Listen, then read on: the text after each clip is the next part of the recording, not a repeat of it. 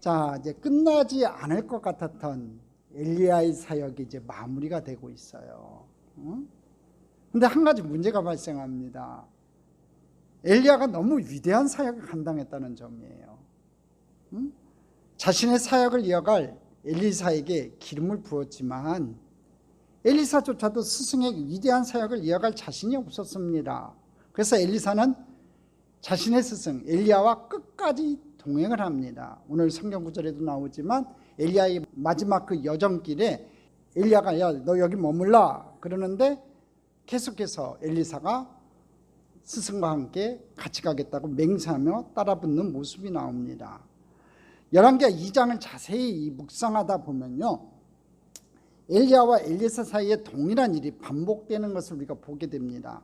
열왕기하 2장 1절 한번 보겠습니다. 같이 읽어보겠습니다. 야훼께서 회오리 바람으로 엘리야를 하늘로 올리고자 하실 때에 엘리야가 엘리사와 더불어 길갈에서 나가더니, 엘리야는 하나님께서 자신을 데려가신다는 것을 알았어요. 그러자 엘리사를 데리고 길갈에서 나와 몇 군데를 들르게 됩니다. 왜 엘리야는 이러한 도시들을 방문하게 되었을까? 답은 의외로 간단합니다. 오늘 본문 가운데 그 내용이 나옵니다. 2절이에요. 같이 읽어보겠습니다. 야훼께서 나를 베델로 보내시느니라. 길갈에서 나와서 베델, 요단강, 여리고, 요 순서대로 이렇게 쫙 가지요. 자, 이거는 뭐 엘리야가 가고 싶어서 간 게 아니에요. 뭐냐면요, 하나님께서 그를 보내신 겁니다. 무엇보다도 엘리야의 마지막 여정으로 길갈에서 출발해서 베델에서 여리고로, 그리고 요단강에서 하늘로 들려 올라간 이야기가 나오는데, 이 갑절의 영감을 받은 엘리사의 여정이 그 길을 그대로 뒤집어 가요. 거꾸로 간다는 거지요. 요단강에서 여리고로, 그리고 베델로 뒤집어 올라갑니다. 자, 이 지역에 대해 영적인 의미는요, 제가 최근에 금요철야 시간 때 자세하게 설명을 드렸어요. 금요철에 나오신 분들은 이 지역 길갈, 베델, 여리고, 요단강에 대한 영적인 의미는 아주 자세하게 은혜를 받았을 거예요. 뭐 여기서 다시 설명할 수는 없고 긴 시간이니까 그건 넘어가도록 하고요. 이 과정들을 통해서 엘리사가 권위 있게 엘리야의 사역을 이어받았다는 것을 사람들이 보게 되는 거예요. 무슨 얘기냐면은 엘리야가 길갈, 베델, 여리고, 요단강으로 이렇게 갔는데 이어받고 나서 거꾸로 이제 가는 거예요. 거꾸로 이렇게 해서 올라간다는 거지요. 자, 그걸 보고서 사람들이 이제 아는 거예요. 야, 이제 엘리사가 엘리야의 사역을 이어받았구나. 그걸 알게 됐다는 거지요. 자, 첫 번째 이제 살펴보겠습니다. 엘리야의 하나님에서 엘리사의 하나님으로 옮겨가는 모습을 우리가 살펴봅시다. 엘리사가 이제 엘리야에게로부터 새로운 사역을 이어받았을 때 엘리사의 마음 가운데는요, 야, 내 스승님, 저 위대한 스승의 것을 내가 좀 물려받았으면 좋겠다라는 그런 마음으로 이 사역이 이어져 가고 있다는 것을 우리가 보게 돼요.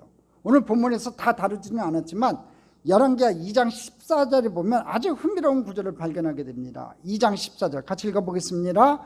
엘리야의 몸에서 떨어진 그의 겉옷을 가지고 물을 치며 이르되 엘리야의 하나님 야훼는 어디 계시나이까 하고 그도 물을 치매 물이 이리저리 갈라지고 엘리사가 건너니라. 지금 이거 보시면요, 지금 엘리사가 요단강을 가르는 모습을 지금 보여주고 있거든요. 지금 여기에서는 엘리사가 요단강을 가르는 기적이 있는데 이 이전에 엘리야가 요단강을 갈랐었어요. 먼저 엘리야가 건넜죠. 처음 행할 때 엘리야가 요단강을 건넜고, 그 다음에 이제 승천할 때 그 엘리야의 겉옷을 가지고 엘리사가 지금 오늘 성경의 본문에 보면 2장 14절에 보면 가르는 모습이 나타납니다. 이제 엘리야의 사역이 엘리사로 넘어오면서 엘리사가 엘리야가 행했던 똑같은 기적을 행해요. 엘리사가 요단강을 갈랐죠. 바로 이 사건은 엘리사가 엘리야를 이어서 선자의 능력을 물려받은 첫 번째 이야기예요. 그리고 그런 엘리사의 행동을 보고 선지자 학교에 속한 많은 사람들이 엘리사를 이제 공적으로 인정하는 계기가 됐다는 거예요. 왜냐하면 바로 스승인 엘리야가 요단강을 갈랐는데 엘리사도 이 요단강을 가르는 모습을 보고서 엘리사가 엘리야를 승계했구나, 그것을 인정하게 된다는 거지요. 사람들이 그것을 보게 됐다는 거예요. 열왕기하 2장 15절을 보겠습니다. 같이 읽겠습니다.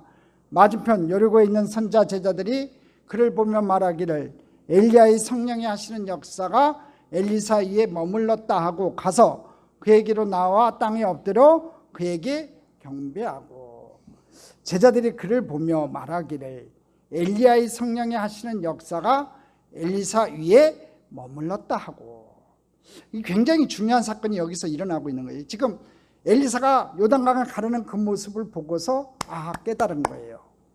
깨달은 거예요. 그렇구나. 응?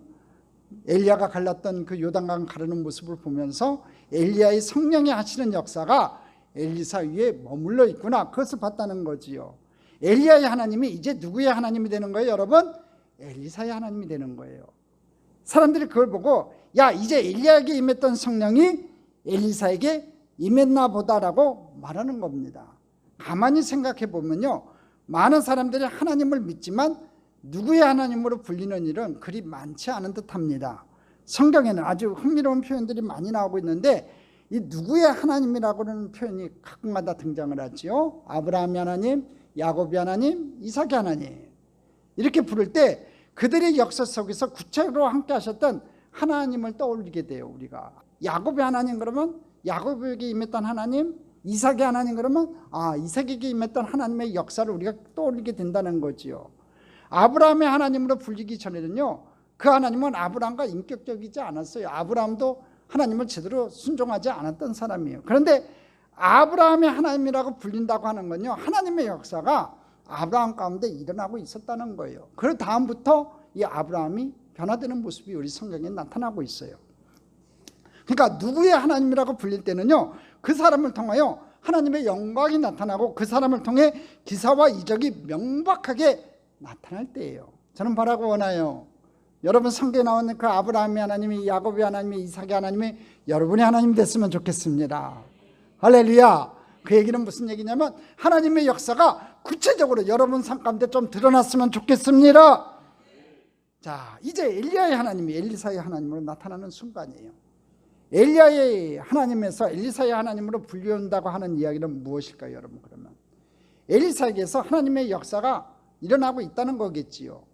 엘리야가 그랬던 것처럼 엘리사도 겉옷을 가지고 물을 치매 물이 이리저리 갈라지고 거기로 건너가는 엘리사의 모습을 우리가 우리 성경 본문에서 봤어요.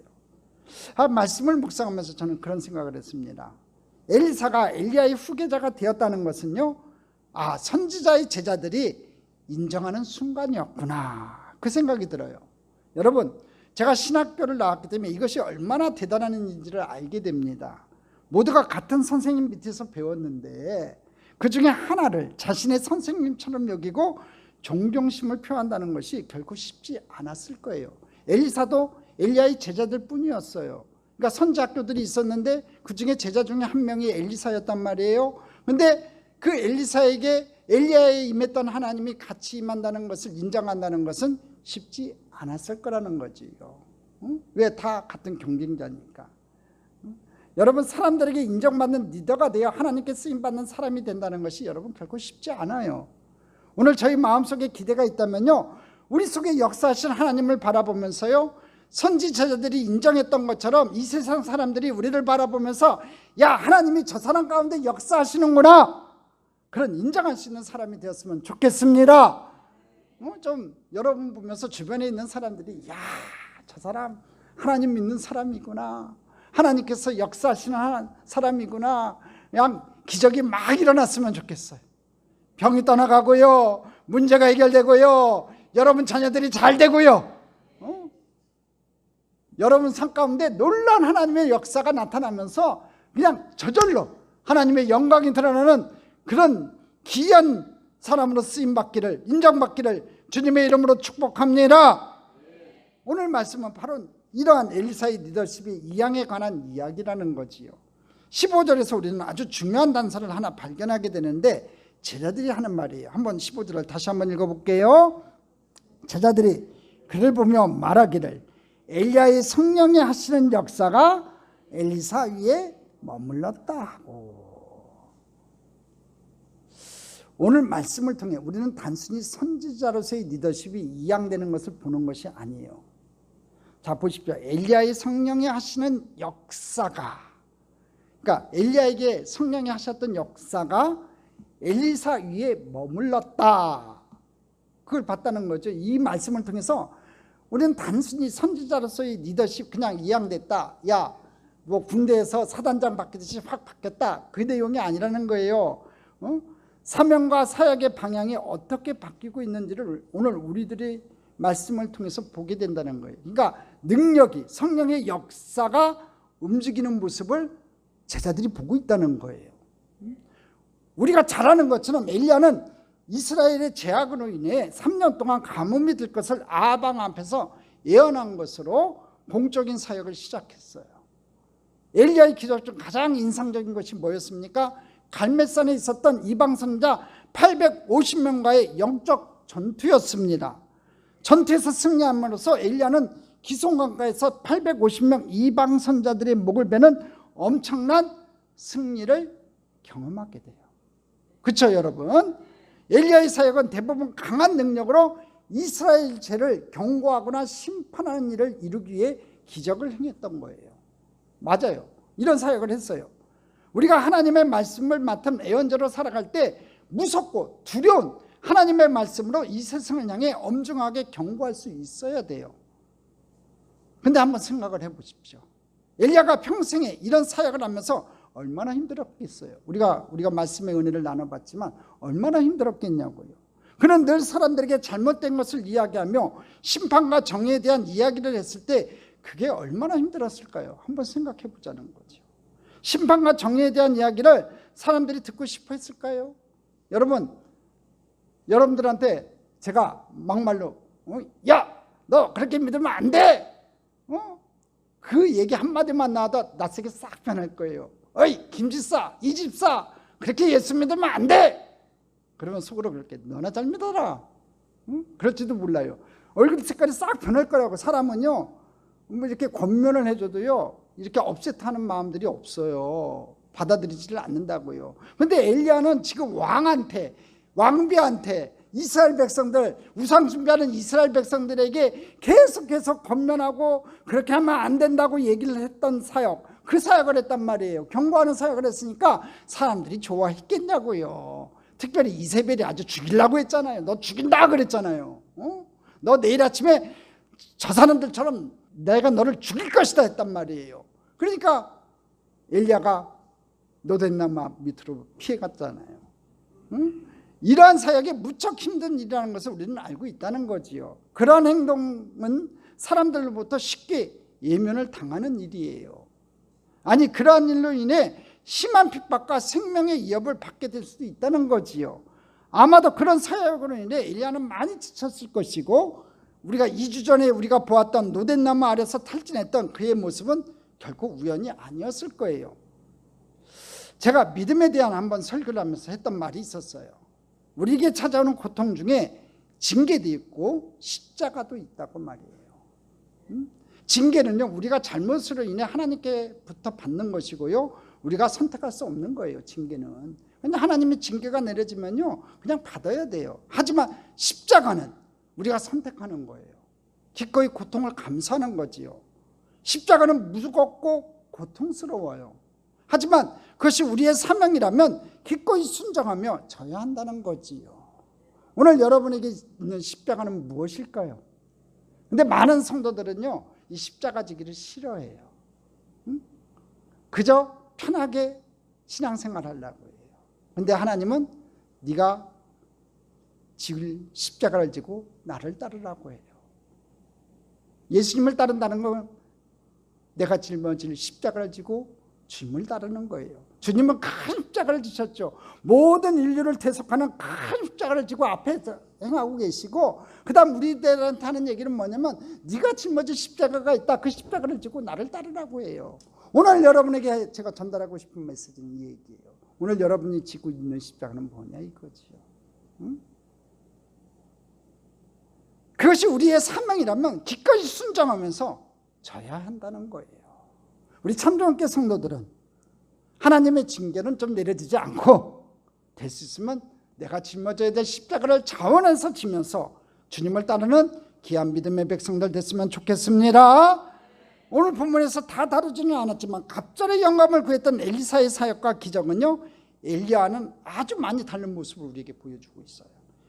엘리야가 심판과 경고의 사역을 했다면요, 엘리사는 죽어가는 것들을 살리는 사역을 해요. 확실히 달라요. 엘리야는 처음부터 끝까지 심판과 경고의 사역을 했고, 엘리사는 처음부터 죽어가는 것들을 살리는 사역을 해요. 이 또한 귀한 선지자로서의 사역의 일면이라는 거죠. 엘리야도 선자의 사역이고 엘리사도 선지자의 사역이라는 거예요. 우리가 하나님을 올바로 알기 위해서는요, 자비와 공의의 하나님을 보아야 하듯이 올바른 선지자로서의 사역은 하나님의 말씀으로 심판을 선포함과 동시에 하나님의 마음으로 백성을 긍휼히 여기고 살리는 사역이어야 한다는 거예요. 유명한 말이 있습니다. 엘리사가 엘리야에게 나에게 어떤 영감을 달라고 했습니까? 여러분 잘 아는 내용이잖아요. 어떤 영감을 달라고 했어요? 갑절의 영감을 주옵소서 그랬어요. 오늘 말씀을 묵상하면서 저는 이 갑절의 영감을 이렇게 해석해 보았습니다. 엘리야는 누가 뭐래도 선지자 중에 대표적인 사람이었어요. 우리가 잘 아는 것처럼 예수님께서 변화산에서 제자들과 영적인 체험하실 때 모세와 엘리야가 등장해요.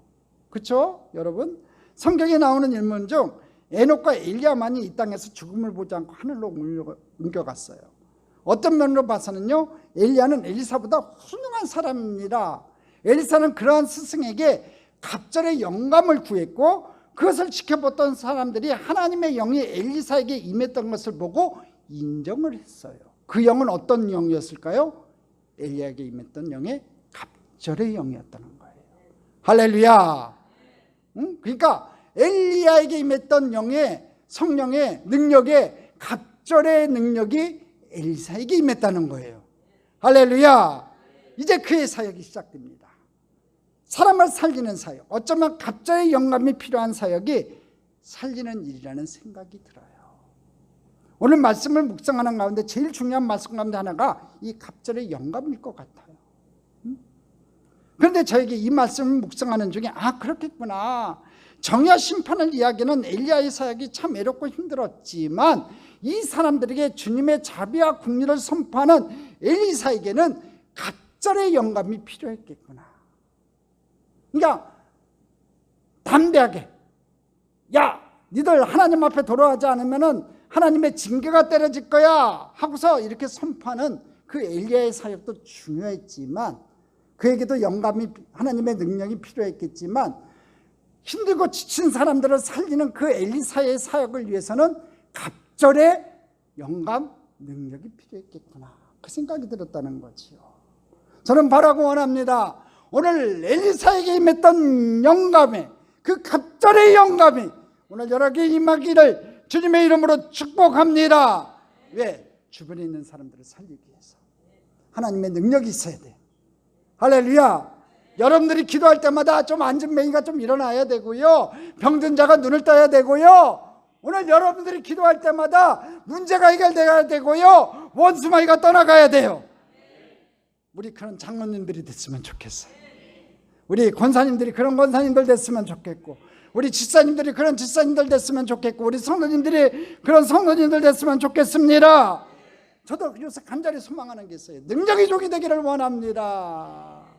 제가 안수할 때마다 질병이 떠나가고, 제가 기도할 때마다 문제가 해결되는 그런 능력의 종이 되기를 원합니다. 할렐루야. 살리는 사역은요, 그만큼 하나님의 능력이 필요한 거예요. 그냥 경고하는 건 반절의 영감이면 되는 것 같아요. 그렇지만 진짜 죽은 자를 살리고 흑암의 세력을 물리치고 그 가운데 하나님의 빛이 임하게 하는 그 사역을 담당하기 위해서는, 살리는 사역을 위해서는 갑절의 영감이 필요하다는 거지요. 오늘 그 영감, 그 갑절의 능력이 오늘 저와 여러분에게 임하기를 주님의 이름으로 축복합니다. 두 번째, 엘리사가 행한 기적과 그 의미를 살펴봅시다. 이제 우리는 엘리사를 통해서 백성들을 위로하고 살리는 놀라운 기적 이야기들을 우리들이 이제 살펴보게 될 거예요. 근데 엘리사의 첫 번째 기적은요, 우리가 다음 주에 이제 깊은 이제 말씀의 은혜를 나누겠지만 요단강을 가리고 여리고에 머무는 동안에 일어났어요. 사진 좀 잠깐 보여줄래요? 자, 여리고성, 이 고대 성읍 중에서 가장 오래된 성읍 중에 하나지요. 종려나무 성읍이라고 불려요. 엘리야에서 엘리사로 사역이 옮겨가면서 엘리사가 처음으로 행한 기적이 열왕기하 2장 15절 이하에 나오고 있어요. 열왕기하 2장 15절 이하에 보면요, 여리고 성읍 사람들이 엘리사에게 나와서 요청을 해요. 그 내용이 열왕기하 2장 19절에 같이 읽어보겠습니다. 그 성읍 사람들이 엘리사에게 말하되 우리 주인께서 보시는 바와 같이 이 성읍의 위치는 좋으나 물이 나쁨으로 토산이 있지 못하고 떨어지나이다.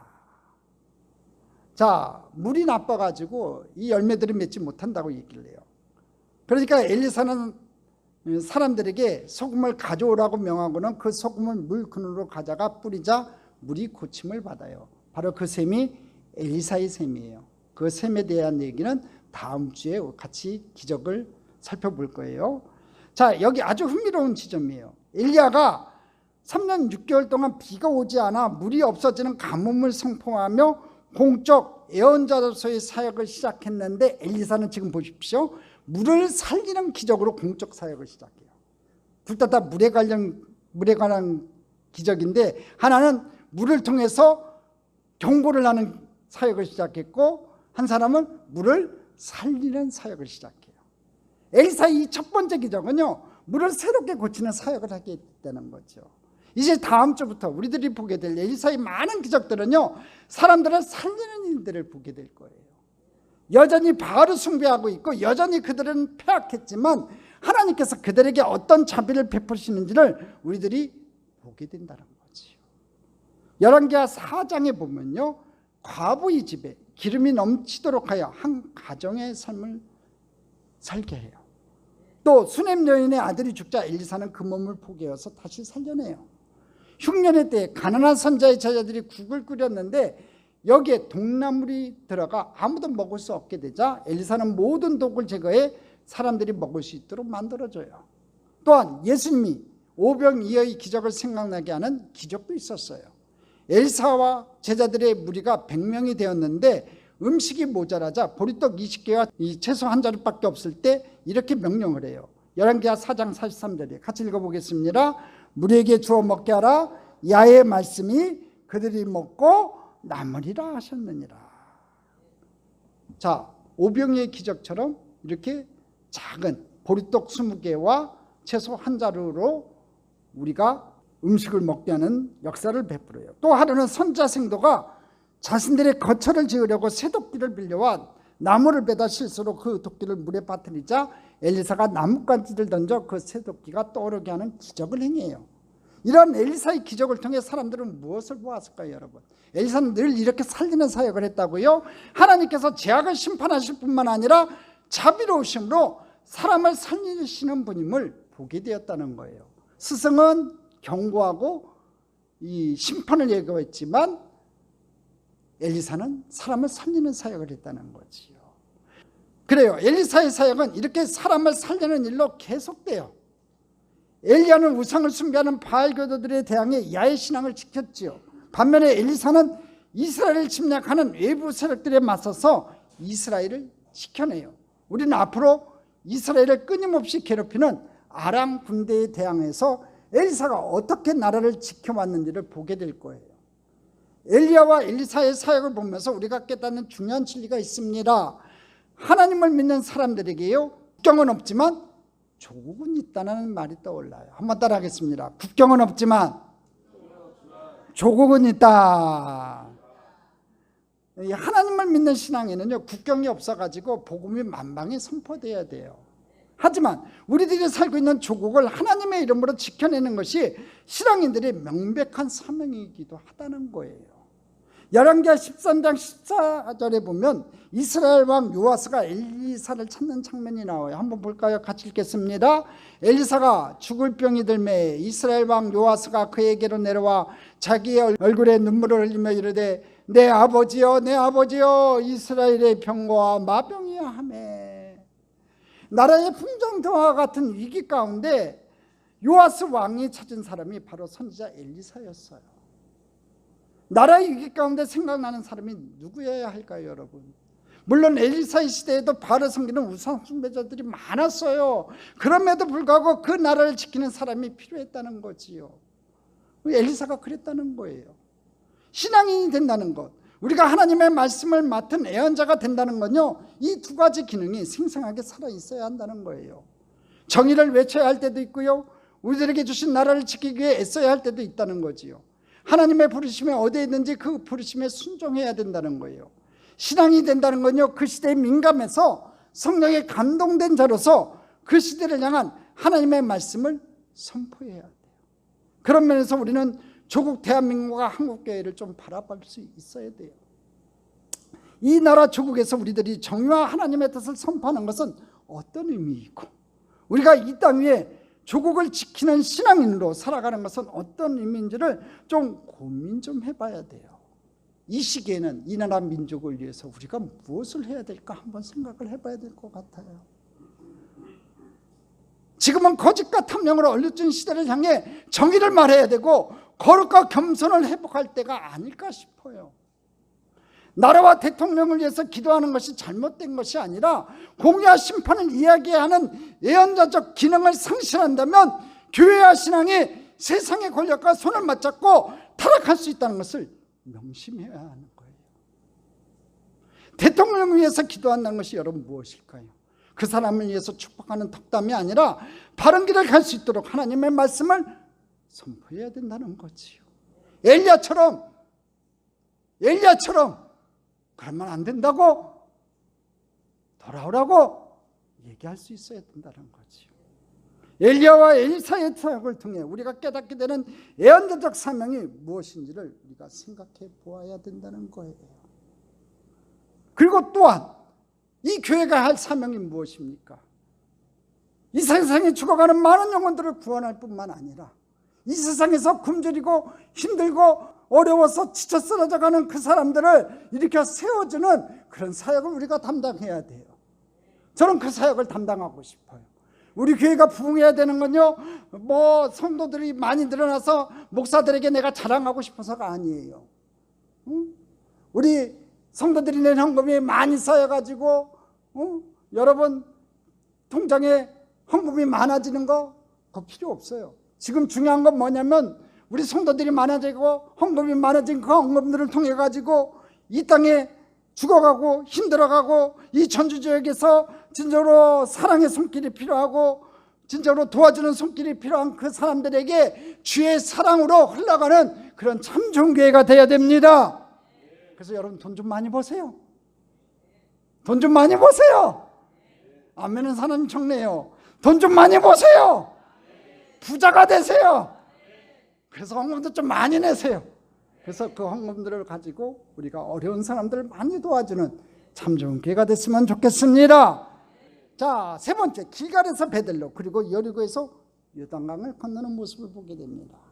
오늘 본문 말씀은요, 엘리야에게서로부터 리더십이 엘리사로 이양되는 짧은 기간을 지금 보여주고 있어요. 오늘 여기서 이제 엘리야는 사라져요.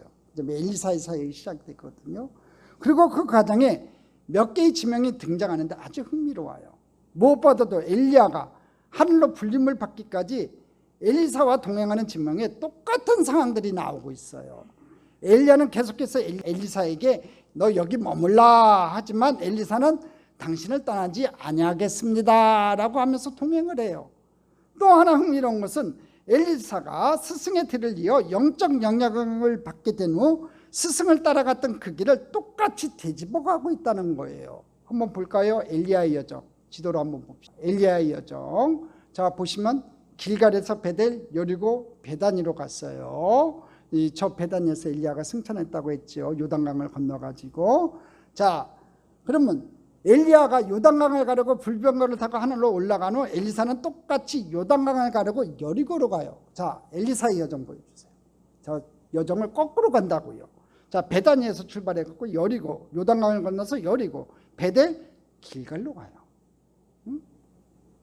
여리고에서 베델로, 베델에서 길갈로 그 길을 되짚어 가며 기적을 행하고 있어요. 이 지명들에 대한 영적 의미를 제가 금요철에 설명을 했다고 했어요. 저는 이런 과정 가운데 딱 한 가지 주목해 보고자 합니다. 오늘 본문 2절을 한번 볼까요? 같이 읽어보겠습니다. 엘리야가 엘리사에게 이르되 청하건대 너는 여기 머물라. 야훼께서 나를 베델로 보내시니라 하니 엘리사가 이르되 야훼께서 살아계신가? 당신의 영혼이 살아있음을 두고 맹세하느니 내가 당신을 떠나지 아니하겠나이다 하는지라. 이에 두 사람이 베델로 내려가니. 자, 지금 보십시오. 너는 여기 머물라. 엘리야가 했던 말이 나오죠. 그 다음에 엘리사가 뭐라고 얘기하냐면 내가 당신을 떠나지 아니하겠나이다 이래요. 여기다 이 두 절에 밑줄을 그으세요. 이게 똑같이 반복해서 나온다는 거죠. 이와 똑같은 말씀이 지명만 바꾸었지 4절과 6절에서 반복되고 있다는 거예요. 자, 엘리야는 왜 엘리사에게 너는 여기 머물라고 했을까요? 성서학자들은 여러 가지로 해석을 해요. 첫 번째, 엘리야가 자신의 최후가 임박했음을 알고 마지막 지상 생활을 홀로 지내기 위해서 그랬다. 두 번째, 자신이 승천하는 영광을 엘리사와 생도들에게 나타내지 않으라는 겸손에서.